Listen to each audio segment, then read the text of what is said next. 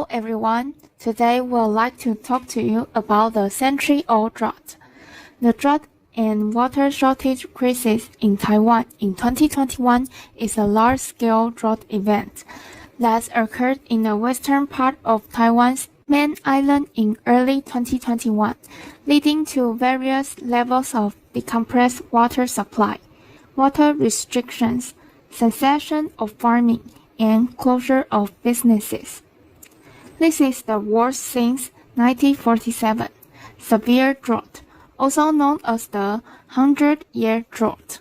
The drought in 2021 is far from being due to the short rainy season in Taiwan in 2020, and then no typhoon landed or approached in the typhoon season, resulting in a low water storage capacity in the reservoirs in the western half, which is supplemented only by summer showers. However, due to factors such as the anti-El Niño phenomenon, the spring rains in 2021 will be the lowest since the office record, so the water storage capacity of the reservoir continues to drop. In May, the Pacific high pressure intensified abnormally and extended westward, and the May front developed northward, resulting in high temperature and little rainfall in Taiwan, which affect Taiwan's May late arrivals. According to statistics from the Council of Agriculture, by May 2021, due to the impact of drought, agricultural losses in Taiwan have exceeded $500 million, and agricultural losses may further expand. The affected areas include Taichung, Zhanghua, Jiayi, Tainan, Kaohsiung, and other areas. Among them, the loss of Taichung City was particularly serious. The amount of bamboo shoots in Taichung City decreased and the bamboo shoots were small. The estimated damage was about 23 hectares. Lizhi in Dali district was also affected by the drought, and the fruit drop rate of Lizhi was quite high. In addition, on May 5th, the Council of Agriculture announced that Xinshe, Shigang, and Waipu district of Taichung City will be the areas for cash assistance for the Kyoho agricultural natural disaster. The estimated loss of crops is $15.23 million. The Joshua Stream has dried up due to prolonged drought and no rain, and even stopped flowing, and the riverbed is cracked. The public found dead sea bream and perch eel on the creek bed, which had dried up after being exposed to the scorching sun.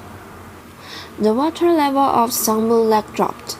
In mid-April, the water level was 13 meters lower than the full water level. The bottom of the lake was dry. The ground was cracked. The garbage at the bottom of the pool was exposed, and the prairie sinks appeared. The water level of Sangmu Lake remained at around 735.5 meters in mid-May. The water level of many wells has dropped to a new low for many years, and the buildings that were submerged below the water level have resurfaced. In addition to heavy losses in water sources and agriculture, many industries have also been impacted. CNPC Taiwan has successfully shortened the business hours of car wash service by 2 hours for areas with severe water shortage.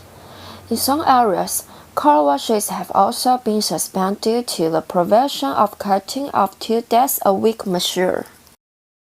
Demand for disposal utensils and bottled water has also greatly increased, and most stores have set up drought resistance areas to elevate people's demand. Next, I want to talk about how everyone is coping with this drought. We divide the approaches into 4 directions.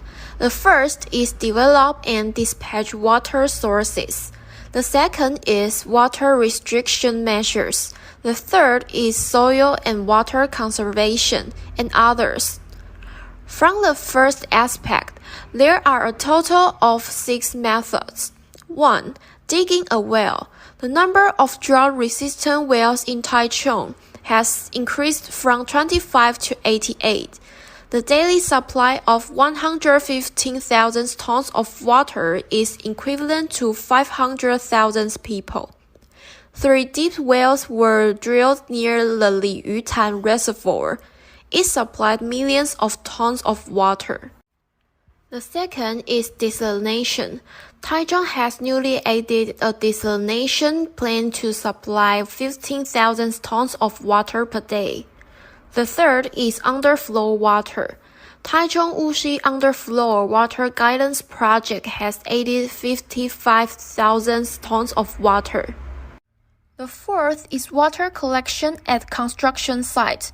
2 major construction sites, including Taichung Lafayette and Qingmei, took water, tested and filtered it according to the tap water specifications, and incorporated it into the tap water system.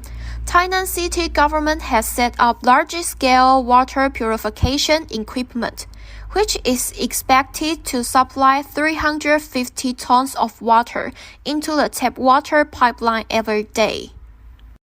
The fifth is cross-regional water diversion. Taipei has expanded its supports water supply, sending 910,000 tons of water to other counties and cities every day, so that the Shimen Reservoir can send water from the north to the south.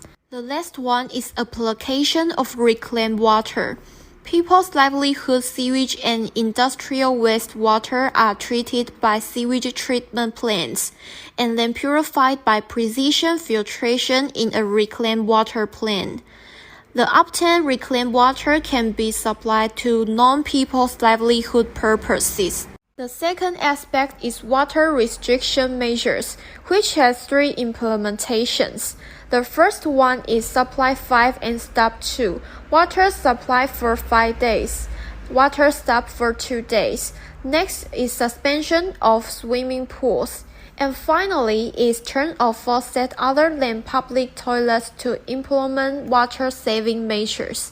It is estimated that about 2,000 tons of water can be saved a month. The third aspect is soil and water conservation, which has 5 implementations. The first one is develop water use plans that utilize modern technology and water-saving measures such as artificial rainfall, sprinkler irrigation, and drip irrigation. The second is planting trees, improves regional climates and reduces water evaporation. The third is build windbreaks, plant trees and grass extensively, and improve green specs index. The fourth is do a good job in soil and water conservation. By protecting the soil, it absorbs precipitation better and also helps farmers reduce water use as it is absorbed rather than lost. It also reduces water population from pesticides and fertilizers present in most farmland runoff.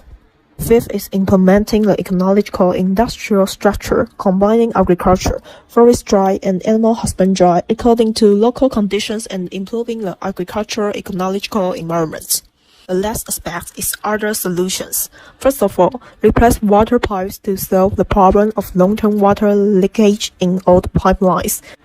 Secondly, due to serious siltation, the water storage capacity of Taiwan's reservoirs only accounts for 2/3 of the total water storage capacity. Therefore, if the sand and salt can be effectively discharged, the water storage function of the reservoir can be increased, and the drought resistance ability can be enhanced. Finally, breeding drought-tolerant varieties to take advantage of limited rainfall. Drought was relieved by successive waves of 梅雨 front, showers and southwesterly airflow from the end of May to the end of June, and the Central Drought Response Center was lifted on June 22. From the end of July to the beginning of August, Typhoon Fireworks, Typhoon Lubi, and the southwest airflow front brought significant rainfall successively. The water conditions on Taiwan's main island and outlying islands, Penghu, Jinmen, and Mazu, all returned to normal on August 5, and the drought came to an end. Our introduction is over. Thanks for your watching.